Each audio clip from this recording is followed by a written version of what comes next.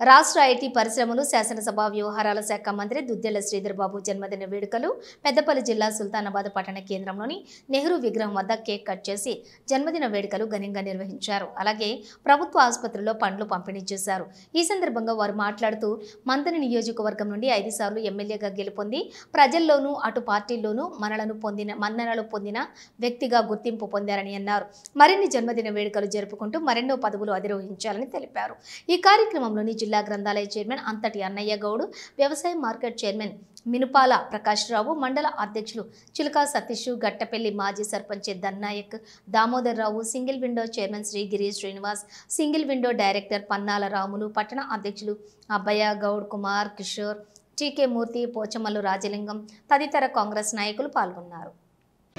గౌరవనీయులు మంత్రి శాసనసభ్యులు తెలంగాణ రాష్ట్ర ఐటీ శాఖ మరియు పరిశ్రమల శాఖ అదేవిధంగా అసెంబ్లీ నిర్వహణ సంబంధించినటువంటి శాఖలకి మంత్రులైనటువంటి శ్రీధర్ బాబు గారి యొక్క జన్మదిన వేడుకలు సుల్తానాబాద్ మండల కేంద్రంలో చాలా పెద్ద ఎత్తున అంగరంగ వైభవంగా కాంగ్రెస్ పార్టీ శ్రేణుల మధ్య ఈ కార్యక్రమం నిర్వహించడం జరిగింది.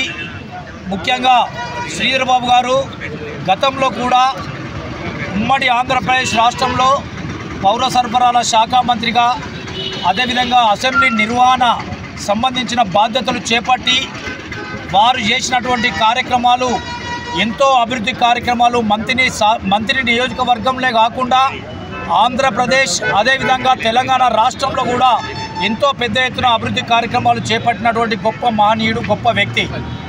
ఆయన యొక్క జన్మదిన వేడుకలు ఈ సుల్తానాబాద్ మండల కేంద్రంలో మా కాంగ్రెస్ పార్టీ శ్రేణులంతా జరుపుకోవడం మా అందరికీ సంతోషంగా ఉందని తెలియజేస్తూ ఈ కార్యక్రమానికి వచ్చినటువంటి కాంగ్రెస్ నాయకులు, కాంగ్రెస్ శ్రేణులు, కాంగ్రెస్ కార్యకర్తలు ప్రతి ఒక్కరికి కూడా మా బ్లాక్ కాంగ్రెస్ పార్టీ పక్షాన హృదయపూర్వక కృతజ్ఞతలు తెలియజేస్తూ ఉన్నాం.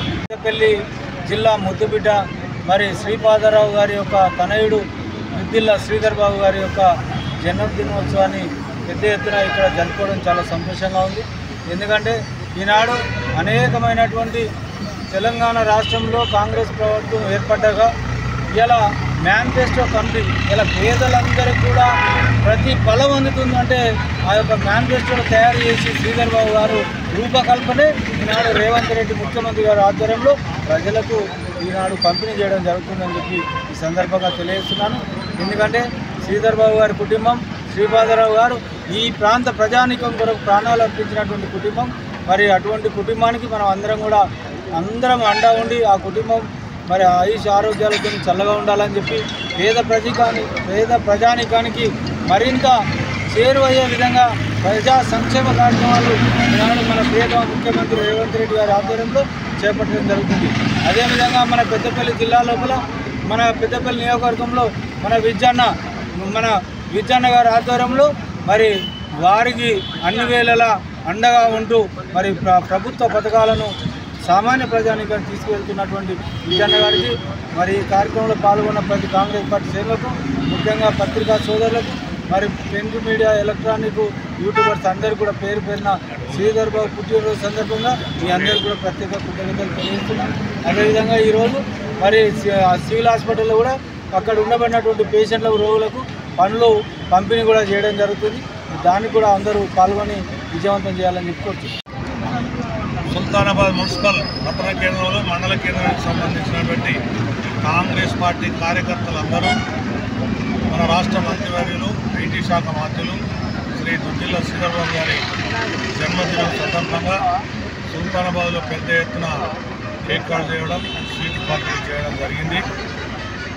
ఈ యొక్క మన మంత్రి గారు ఏదైతే రాష్ట్రంలో కాంగ్రెస్ పార్టీ అభివృద్ధి కొరకు కానీ, పేద ప్రజల అభివృద్ధి కొరకు కానీ, ఎస్సీ ఎస్టీ బీసీ మైనార్టీ వర్గాల కొరకు కానీ 6 లక్షలు కష్టపడుతూ వారు పేద ప్రజలను అట్టడుగు నుంచి పైకి తేవాలని చెప్పి ఆలోచనతో ఈరోజు ముందుకు నడవడం జరుగుతూ ఉన్నది.